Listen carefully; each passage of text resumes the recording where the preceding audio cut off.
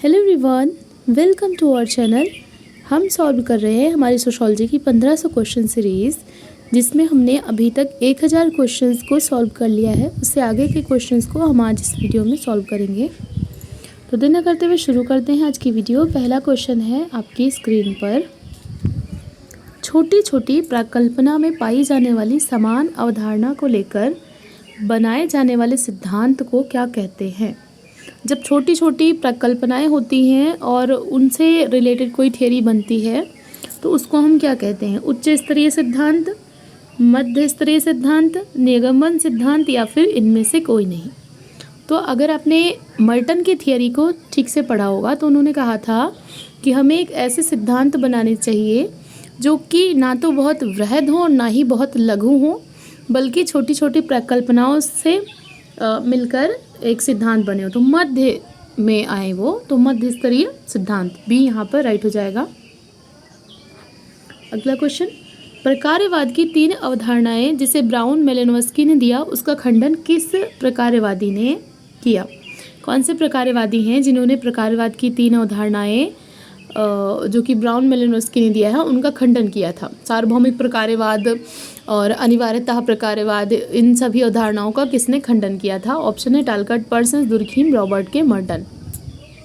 तो मेलिनोव्स्की ने सार्वभौमिक प्रकार्यवाद, आवश्यकतावादी प्रकार्यवाद, अनिवार्यता प्रकार्यवाद, ये सारी अवधारणाएं दी, लेकिन एक थिंकर आया जिनका नाम था रॉबर्ट के मर्टन, जिन्होंने कहा कि अनिवार्य नहीं है कि समाज में जो कुछ हो वो प्रकार्य, उसका जो फंक्शन वो प्रकार्यात्मक ही हो, उसके दुष्प्रकार्य भी हो सकते हैं, अलग अलग परिणाम सामने आ सकते हैं।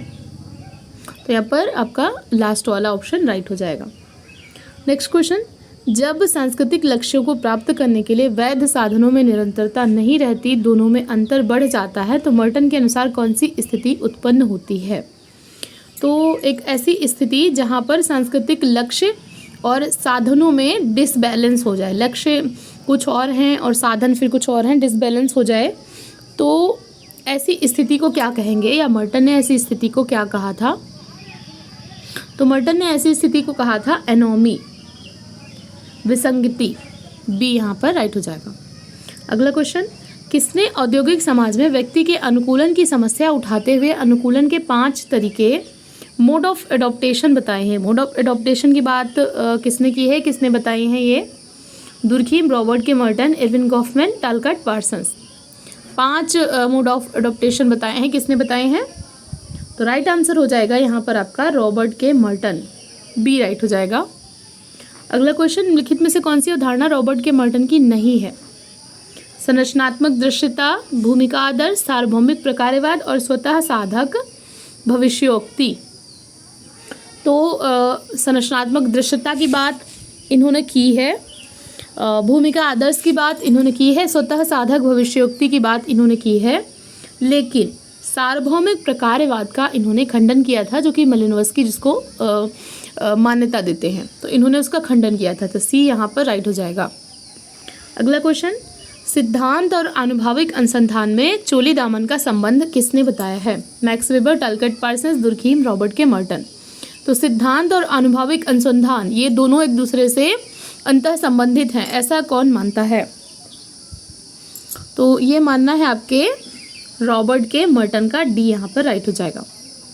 अगला question, who written the book the Argonauts of the Western Pacific? बहुत ही फेमस पुस्तक है और पीवाईक्यू में भी आई है। आई होप आप लोगों को इसका आंसर पता होगा। ऑप्शन है Bronislaw Malinowski, Robert K Merton, Max Weber, Karl मैनहीम।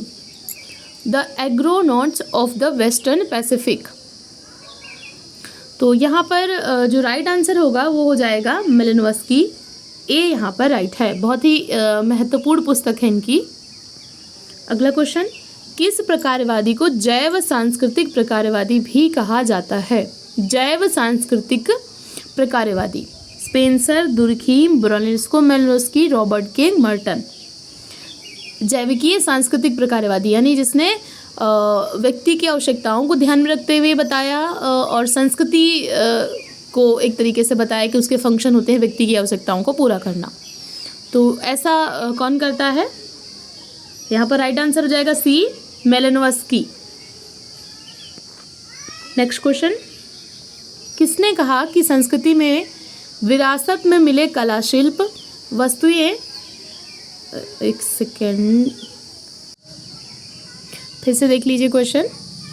किसने कहा कि संस्कृति में विरासत में मिले कला शिल्प वस्तुएं, तकनीकी प्रक्रियाएं, विचार, आदतें और मूल्य शामिल हैं?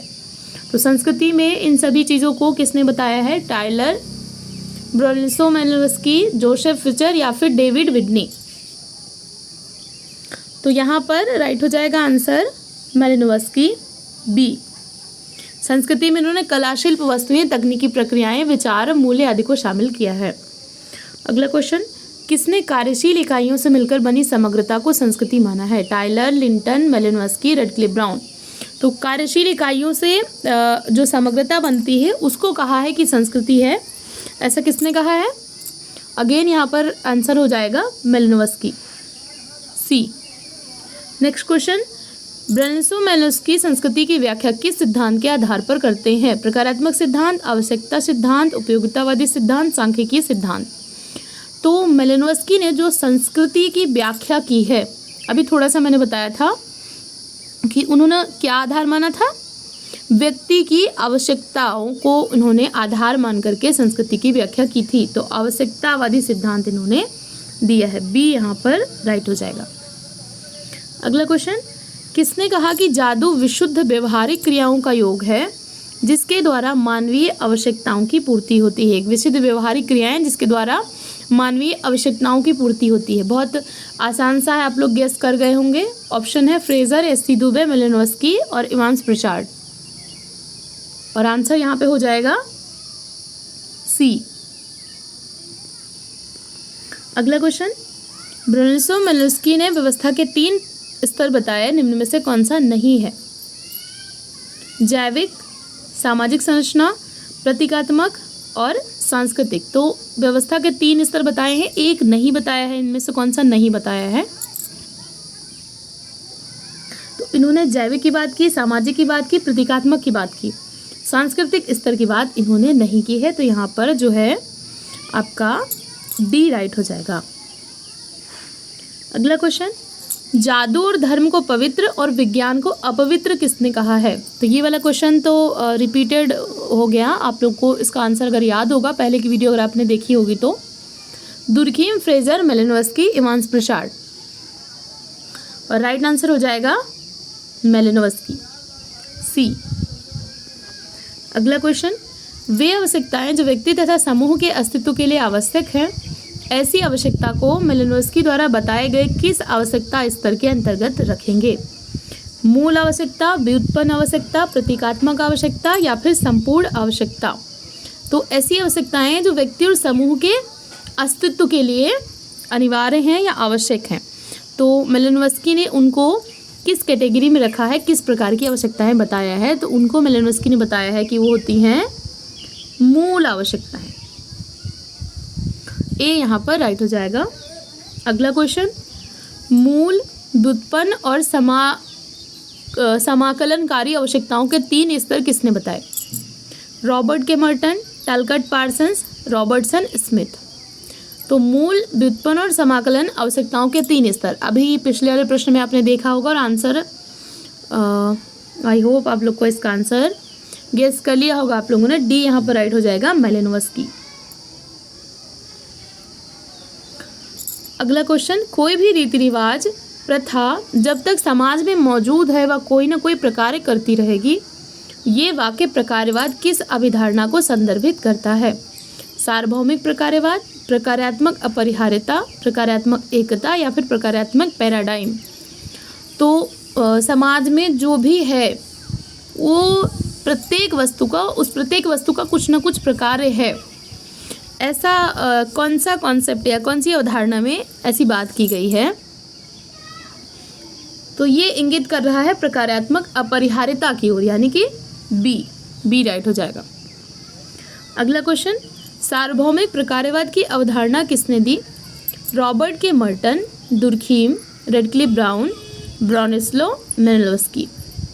तो सार्वभौमिक प्रकारवाद की अवधारणा किसने दी थी? मेलिनोव्स्की ने। डी यहाँ पे राइट हो जाएगा। अगला क्वेश्चन, बंधुता, बीजगणित, किनशिप अलजेब्रा की अवधारणा किसने दी थी? Merton, Malinowski, Radcliffe Brown, Durkheim. Again इसका आंसर हो जाएगा बी, मेलिनोव्स्की। नेक्स्ट क्वेश्चन, ऐसे कौन से प्रथम प्रकारवादी हैं जिन्होंने समाज में सब कुछ सर्वसम्मत है को स्वीकार नहीं किया और समाज के प्रत्येक तत्व को समाज के लिए प्रकारात्मक नहीं माना? यानी ऐसे समाजशास्त्री जिन्होंने इस बात का खंडन किया कि समाज में जो कुछ है वो प्रकारात्मक ही होगा। Merton, brown, Durkheim, Parsons. तो यहाँ पर जो राइट आंसर हो जाएगा वो हो जाएगा मर्टन, ए राइट हो जाएगा। Next question, iron cage of rationality, तार्किकता के लौह पिंजरे की अवधारणा किसने दी थी? Habermas, Max Weber, Karl Marx and डिल्थे।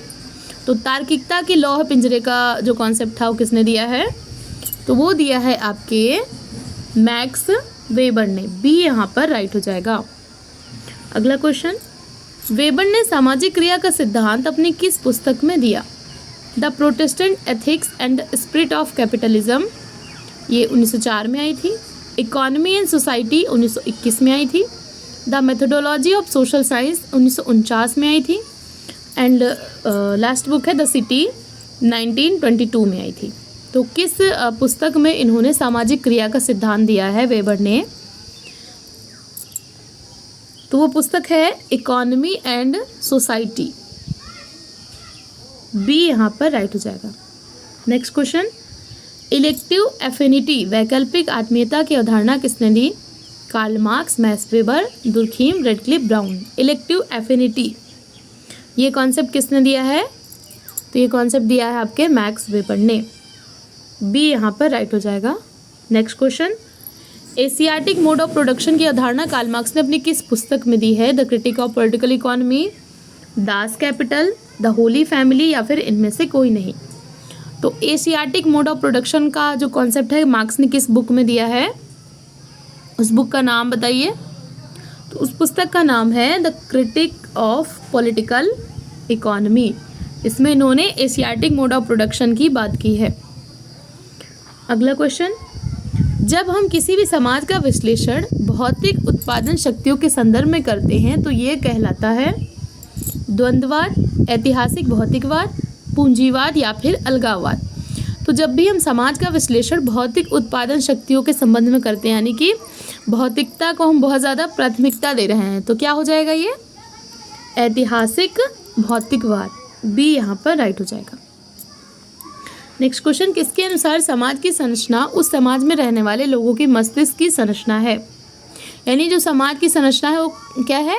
मस्तिष्क की संरचना से सिमिलियर है। Radcliffe Brown, Levi Strauss, Nadel, Alfred Schutz, ये किसका मानना था?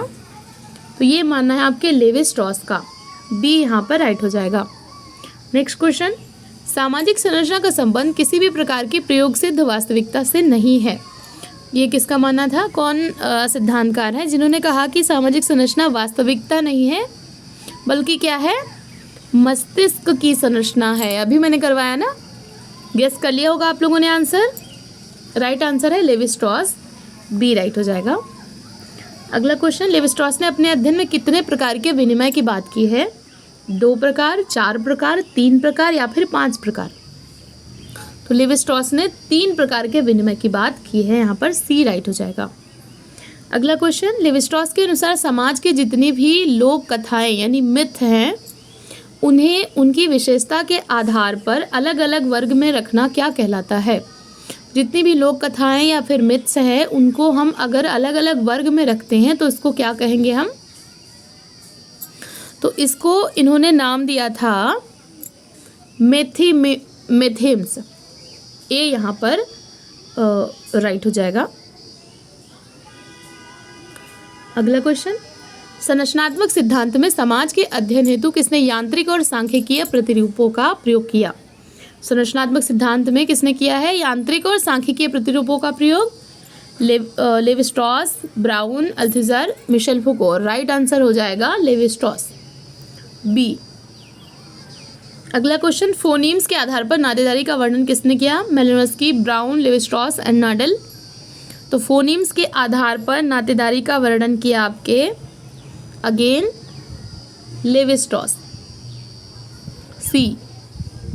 अगला क्वेश्चन, निम्नलिखित में से कौन सी अवधारणा लेवी स्ट्रॉस की नहीं है? गर्म और नरम समाज, द्विआधारी प्रणाली, अलायंस थियरी, रोल डिस्टेंस। तो बाकी थियरी इनकी हैं, बट भूमिका दूरी, ये जो लास्ट वाला कॉन्सेप्ट है ये इनका नहीं है। किसका है भूमिका दूरी का सिद्धांत? Irving Goffman.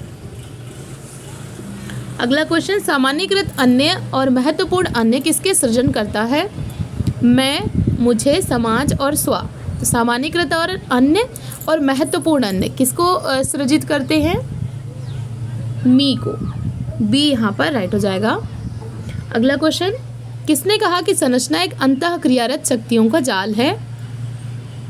Levy Strauss, Karl Mannheim, Karl Marx, Radcliffe, Brown. तो संरचना को अंतः क्रियारत शक्तियों का जाल किसने बताया है? तो ये जो कोटेशन है ये संबंधित है आपके कार्ल मैनहीम से। बी राइट हो जाएगा। नेक्स्ट क्वेश्चन, मार्क्स के ऐतिहासिक भौतिकवाद की आलोचना करके किसने ऐतिहासिक सापेक्षवाद की अवधारणा दी? यानी कि ऐतिहासिक भौतिकवाद को क्रिटिसाइज किया और कहा ऐतिहासिक सापेक्षवाद की अवधारणा। Alfred Schutz, Edmund Husserl, Karl Marx, Karl Mannheim. Right answer हो जाएगा कार्ल मैनहीम, डी। अगला क्वेश्चन, ज्ञान के समाजशास्त्र, सोशियोलॉजी ऑफ नॉलेज का क्या तात्पर्य है? ज्ञान की खोज, ज्ञान और अस्तित्वगत स्थिति के बारे में संबंध, समाजशास्त्र की अवधारणाओं को और अधिक स्पष्ट करना, या फिर इनमें से कोई नहीं। तो ज्ञान का समाजशास्त्र यानी सोशियोलॉजी ऑफ नॉलेज, तो इससे क्या तात्पर्य हो जाएगा? इससे तात्पर्य होगा ज्ञान और अस्तित्वगत स्थिति के बारे में संबंध। बी यहाँ पर राइट हो जाएगा। अगला क्वेश्चन, संपूर्ण और विशिष्ट विचारधारा की अवधारणा किसने दी? Levi Strauss, Karl Mannheim, Alfred Schutz, Edward Said. संपूर्ण और विशिष्ट विचारधारा, दो प्रकार की विचारधारा की बात किसने की है? तो ये की है आपके अगेन कार्ल मैनहीम ने। बी यहाँ पर राइट हो जाएगा। नेक्स्ट क्वेश्चन, किस सिद्धांत की मान्यता है कि यथार्थ को हम सिर्फ मनुष्य के अनुभव जिससे उसने अपनी चेतना या इंद्रियों से जागृत किया है उसी के द्वारा हम जान सकते हैं? अगर हमें सत्य तक पहुंचना है तो हमें मनुष्य की चेतना के माध्यम से, उसके इंद्रियजन्य अनुभव के माध्यम से उसको जानना होगा। ये कौन सी जो विचारधारा है उसका मानना है? प्रत्यक्षवाद, प्रघटनावाद, संरचनात्मक प्रकार्यवाद, संघर्षवाद। तो ये संबंधित है आपके प्रघटनावाद से। बी राइट हो जाएगा। अगला क्वेश्चन, निम्नलिखित में से कौन सी पुस्तक हर्सल महोदय के द्वारा रचित है? एडमंड हर्सल की कौन सी पुस्तक है?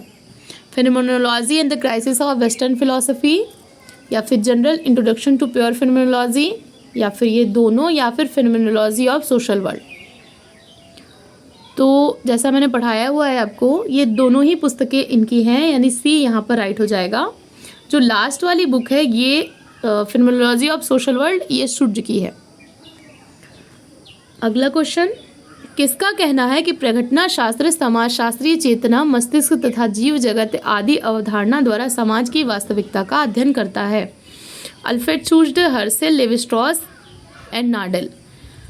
तो ये जो कथन है ये किससे संबंधित है? ये संबंधित है आपके अल्फ्रेड शूर्ज से। ए यहाँ पर राइट हो जाएगा। नेक्स्ट क्वेश्चन, मनुष्य की चेतना में जो कुछ जीव जगत के बारे में है जिसे वो दिन प्रतिदिन के व्यवहार में काम लाता है, सूर्य ने उसे क्या नाम दिया? दिन प्रतिदिन के व्यवहार में हम जिस चीज़ को यूज़ करते हैं, सूर्य ने उसको किस शब्द से या क्या शब्दावली उसके लिए प्रयोग करी है? ज्ञान का भंडार, पैरामाउंट रियलिटी, प्राकृतिक अभिवृत्ति, या फिर जीवन वस्तु। तो सूर्य ने इसके लिए यूज़ किया है स्टॉक ऑफ नॉलेज, यानी ज्ञान का भंडार। ए यहाँ पर राइट हो जाएगा। अगला क्वेश्चन, अल्फ्रेड शूर्ज ने प्रघटना शास्त्र के लिए 3 तत्वों का प्रयोग किया, निम्न में से कौन सा नहीं है इनमें से? जीवन विश्व, स्वाभाविक अभिवृत्ति, अंतर्व्यक्ति निष्ठता, ज्ञान का भंडार। तो सूर्य ने प्रघटना शास्त्र के 3 तत्वों का प्रयोग किया है, इनमें से एक कौन सा नहीं है? तो जीवन विश्व की बात की है, स्वाभाविक अभिवृत्ति की बात की है, अंतर्व्यक्ति निष्ठता की बात की है, लेकिन यहाँ पर इन्होंने ज्ञान के भंडार को थोड़ा सा अलग तरीके से डिफाइन किया था, उस परिप्रेक्ष्य में प्रयोग नहीं किया था। तो डी यहाँ पर राइट हो जाएगा। अगला क्वेश्चन, किसका कथन है कि बिना अभिप्राय के कोई भी क्रिया गतिविधि मात्र है, अतः क्रिया में व्यक्तियों द्वारा दिया गया अभिप्राय ही वास्तविक क्रिया है? Alfred shoes, Max weber, टालकट Parsons या फिर हर्सेल? तो अगर हम किसी भी क्रिया का अभिप्राय नहीं समझ पा रहे या उसका कोई अभिप्राय नहीं है तो उसको हम क्रिया नहीं कहेंगे, वो सिर्फ एक गतिविधि है। ये किसका मानना था? तो ये मानना है आपके मैक्स वेबर का। बी यहाँ पर राइट हो जाएगा। निर्वचन की बात आ रही है यहाँ पे, और जहाँ भी निर्वचन की बात आएगी वहाँ पे वेबर आ जाएंगे आपके। नेक्स्ट क्वेश्चन, टाइपिफिकेशन यानी प्रारूपीकरण की अवधारणा किसने दी है? एडमंड हर्सल, एडवर्ड शूज, मैक्स वेबर और गारफिंकल। तो टाइपिफिकेशन ये जो कॉन्सेप्ट है ये किसका है? ये कॉन्सेप्ट है आपके अल्फ्रेड शूज का। बी यहाँ पर राइट हो जाएगा। नेक्स्ट क्वेश्चन, नृजाति कार्य प्रणाली यानी एथनो मेथोडोलॉजी वेदता अनुसार लोग किस तर्क का प्रयोग करते हैं? आगमन तर्क, निगमन तर्क, व्यवहारिक तर्क या फिर इनमें से पहला और दूसरा दोनों?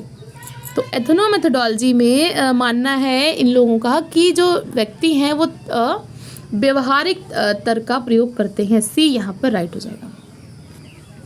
अगला क्वेश्चन, कौन सी पद्धति लोगों की धारणाओं पर जोर देते हुए यह देखती है कि समाज की धारणाओं को बनाए रखने में लोग किस विधि का प्रयोग करते हैं? लोगों की धारणाओं को ध्यान में रखते हुए कौन सी पद्धति अध्ययन करती है? एथनो मेथोडोलॉजी, फेनोमेनोलॉजी, साइंटोलॉजी या फिर कल्चरोलॉजी? तो वो विधि है एथनो मेथोडोलॉजी। ए राइट हो जाएगा। नेक्स्ट क्वेश्चन, गारफिंकल सामाजिक तथ्यों का निर्माण किसके द्वारा मानते हैं? समाज द्वारा, व्यक्तियों द्वारा, समाज और व्यक्तियों के पारस्परिक संबंध द्वारा या फिर लोक विधि शास्त्र द्वारा? तो गारफिंकल ने सामाजिक तथ्यों का निर्माण माना है कि व्यक्तियों द्वारा होता है, समाज के द्वारा नहीं। यहाँ पर बी राइट हो जाएगा। यहीं पर इन्होंने एक तरीके से दुर्खीम को क्रिटिसाइज भी कर दिया। अगला क्वेश्चन, वास्तविकता को बनाए रखने के लिए हम जो भी क्रिया करते हैं वो क्या कहलाती है? अंतःक्रिया, आत्मवाचक क्रिया, संवादात्मक विश्लेषण या फिर टीकात्मक व्यवहार? तो वास्तविकता को जब हम बनाए रखने के लिए कोई क्रिया करते हैं तो वो कहलाती है आत्मवाचक क्रिया। बी राइट हो जाएगा। अगला क्वेश्चन, किसके द्वारा सामाजिक तथ्यों की वस्तुनिष्ठता को सदस्यों की उपलब्धि के रूप में माना चाहिए? कौन से सिद्धांतकार हैं जिन्होंने कहा कि सामाजिक तथ्यों की वस्तुनिष्ठता को हम सदस्यों की उपलब्धि के रूप में स्वीकार करें? तो दुर्खीम ने तो समाज के परिप्रेक्ष्य में बताया था, लेकिन उनको क्रिटिसाइज करते हुए किसने बताया? हेरोल्ड गारफिंकल ने, कि जो सामाजिक तथ्यों की वस्तुनिष्ठता है ये व्यक्ति या सदस्यों की उपलब्धि है। अगला क्वेश्चन, कल्चरल डोप की अवधारणा किसने दी? ये आज का लास्ट क्वेश्चन है। कल्चरल डोप की अवधारणा किसने दी है? Pierre Bourdieu, Michel Foucault, Alfred शूज, आई थिंक यहाँ पे होना चाहिए, गलत लिख गया है, और लास्ट है हेरोल्ड गारफिंकल। तो जो राइट आंसर है वो होगा हेरोल्ड गारफिंकल, और यहाँ पर अल्फ्रेड शूज जो होना चाहिए शायद। डी राइट हो जाएगा। तो ये थे आज के क्वेश्चंस। आई होप आपको क्वेश्चंस अच्छे लगे होंगे। वीडियो पसंद आई है तो उसको लाइक कर दीजिए, शेयर कर दीजिए, और चैनल पर नए हैं तो चैनल को सब्सक्राइब कर लीजिए, और कमेंट करके ज़रूर बताइए कि वीडियो आपको कैसी लग रही है। कोई सजेशन है तो वो भी कमेंट करके बता सकते हैं। ऐसे ही पढ़ते रहिए, अपने गोल की तरफ आगे बढ़ते रहिए। वीडियो देखने के लिए थैंक यू सो मच।